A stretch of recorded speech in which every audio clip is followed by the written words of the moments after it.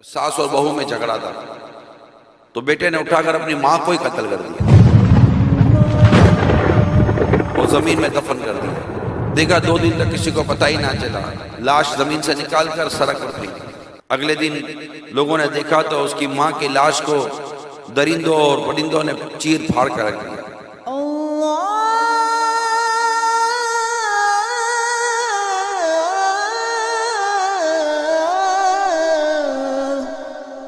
اگر آپ کفار مکہ کے واقعات پڑھیں سنیں اور دور جاہلیت کے جو واقعات پڑھیں سنیں تو یہ بھی ظالم ظلم پر مبنی ان کا معاشرہ تھا۔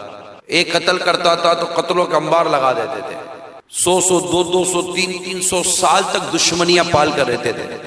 بدکاریاں اپنے بام عروج پر تھی، جوا، شراب، بد اخلاقی، چوکوں پر بیٹھ کر آتے جاتے ہوں کو چھیڑنا، آتے جاتے ہوں پر آوازیں کسنا، ایسا عجیب و غریب معاملہ تھا۔ پھر بیٹیاں پیدا ہوں تو زندہ زمین میں دفن کر دینا۔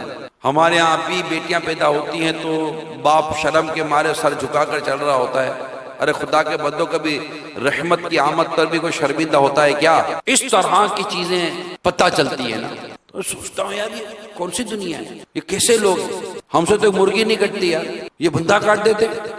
اچھا ہیں کون؟ مسلمان۔ کون ہے؟ مسلمان۔ کلمہ پڑھتے ہیں جی، کلمہ نمازیں پڑھتے ہیں، مسلمان ہیں۔ ہم اس قدر معاشرتی طور پر گر گئے، اخلاقی طور پر اس قدر گر گئے کہ آج ہمارے گاؤں میں، ہمارے دیہات میں ہماری ہی بچیاں محفوظ نہیں ہیں، ظلم کا شکار کی جاتی ہیں۔ کبھی غیرت کے نام پر بیٹی قتل ہو رہی ہے، کبھی غیرت کے نام پر بیوی قتل ہو رہی ہے، کبھی غیرت کے نام پر بیٹا ماں کو جا کر قتل کر دیتا ہے۔ ارے خدا کے بندو، تمہیں قتل کرنے کی اجازت دی کس نے؟ مرنا یا نہیں مرنا؟ مرنا ہے، بے شک مرنا ہے۔ کیا جواب دیں گے؟